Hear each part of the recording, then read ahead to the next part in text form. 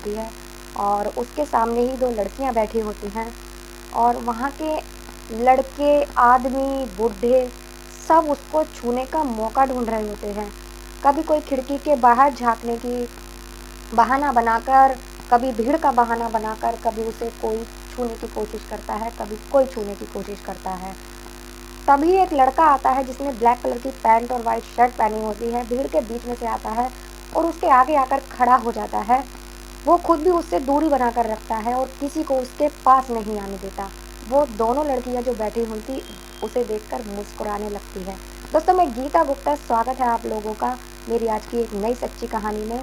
जय माता दी। और अगर आपको वीडियो अच्छी लगे तो प्लीज़ लाइक कर देना और अगर चैनल पे नए हैं तो प्लीज़ सब्सक्राइब कर देना, जिससे कि मुझे भी हौसला मिलता रहे।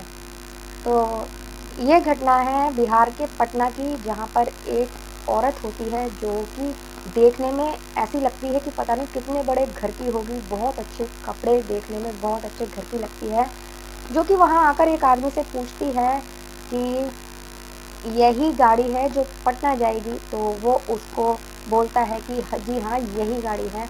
तो वो उसमें चढ़ जाती है और जनरल बोगी में जाकर बैठ जाती है। वो एक सीट चुनती है जो कि खिड़की के पास एक सिंगल सीट होती है, वो वहाँ जाकर बैठ जाती है।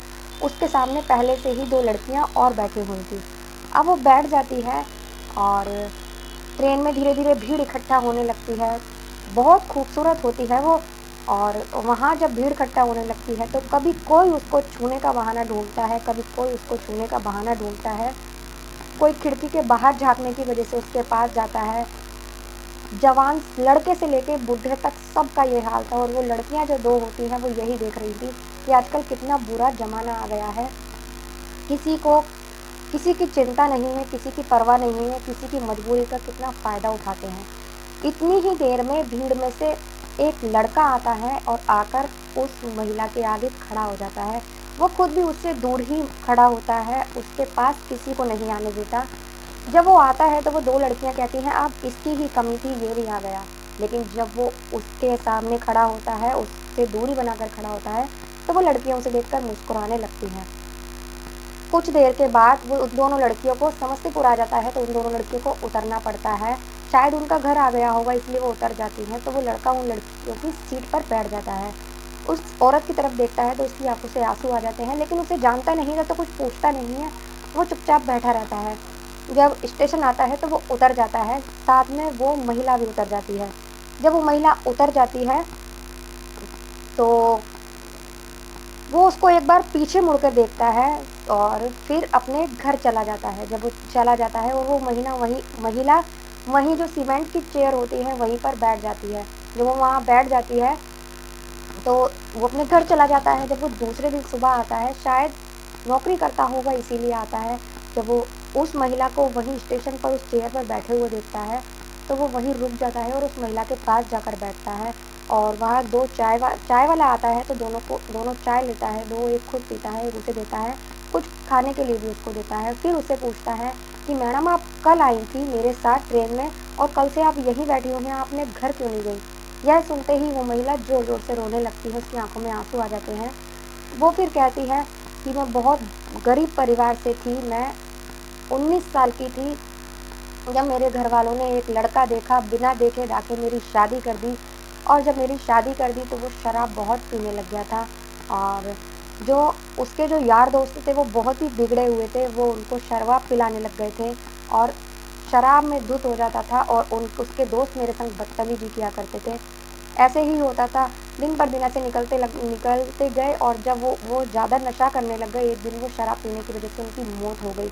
मौत होने के बाद मेरे ससुराल में कोई और नहीं था जेंट्स, सिर्फ मेरा पति ही था जो कि मर गया। और मेरी बूढ़ी सास है, तो मैं वहाँ रहने लग गई तो उसके दोस्तों को और मौका मिल गया। वो सोचने लगे कि अब तो इसे हमारे पास आना ही पड़ेगा। कोई किसी बहाने उसको छूने की कोशिश करता, कोई किसी बहाने यही कहते थे कि भाभी आप चिंता मत करो, हम आपके साथ हैं। उससे बात करने की, उसके घर में आने की कोशिश करते। बूढ़ी माँ थी बेचारी, क्या करती, अकेली सास थी उसकी।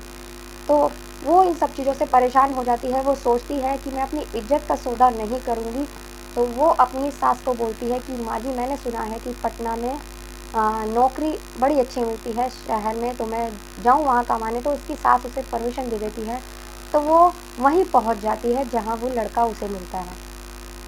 तो वो उसे अपनी सारी बात बताती है। तो वो उससे कहता है कि अब चलो मैं आपको आपके घर छोड़ देता हूँ। तो वो कहती है कि नहीं, मैं अपने घर नहीं जाऊँगी, वहाँ जाऊँगी तो फिर से वही लोग मिलेंगे मुझे, वहीं से फिर मेरे ऊपर गंदी नज़र डालेंगे, इसीलिए मैं घर नहीं जाना चाहती। मैं यही, अगर आप मेरे लिए कुछ करना ही चाहते हैं तो प्लीज़ मुझे नौकरी दिलवा दीजिए। तो वो जब ऐसे बोलती है तो वो उससे कहता है ठीक है, आप मेरे घर पे कोई नहीं रहता है, और जब तक आपको नौकरी नहीं मिलती आप मेरे घर पे रहिए, बेफ़िक्र होकर रहिए, आपको किसी बात की चिंता करने की कोई ज़रूरत नहीं है। तो वो उसे अपने घर ले जाता है और वहाँ उसे रखता है, खुद नौकरी करता है, और वो भी उसके घर का काम कर दिया करती थी। धीरे-धीरे करके ऐसे ही दिन निकलने लगते हैं और वो उससे पूछती है कि मैंने आपके बारे में तो पूछा नहीं, आपके घर में कौन-कौन है, कैसे हैं? तो वो कहता है कि मैं शादीशुदा हूँ, मेरी पत्नी का किसी और के साथ अफ़ेयर था तो मैंने उसे छोड़ दिया और अब मैं अकेला ही रहता हूँ। ऐसा करने के बाद में कुछ महीने बीतते हैं, कुछ महीने बाद वो लड़का उसे प्रपोज़ कर देता है। वो कहता है उससे, मैं आपसे शादी करना चाहता हूँ, क्या आप बुरा मत मानना इस बात का, और मैं आपके साथ ज़िंदगी बिताना चाहता हूँ। क्योंकि मैं आपको देख रहा हूँ इतने दिन से, आपकी बहुत अच्छी आदत है, आप बहुत अच्छी औरत हैं। तो वो कहती है उससे कि वो उससे कहता है कि आप कह रही हो मैं बहुत गरीब घर की हूँ, लेकिन आपको देखने में तो नहीं लगता कि आप गरीब घर से हो। तो वो उसको बताती है कि जब मैं यहाँ आई थी, पटना आई थी नौकरी करने के लिए, तो मुझे एक पति-पत्नी मिलते हैं। वो कहते हैं कि हमारे घर पे नौकरी कर लो, घर में काम करने की। तो मैं उनके यहाँ काम करने लगती हूँ और घर का काम किया करती थी, और वो जो पति-पत्नी थे मुझे बहुत अच्छे कपड़े लाकर देते थे, बहुत अच्छा खाना-पीना खिलाते थे और पार्लर लेके जाते थे, मेरा मेकअप करवाते थे। और मुझसे कहते थे तुम्हें किसी चीज़ की चिंता करने की ज़रूरत नहीं है।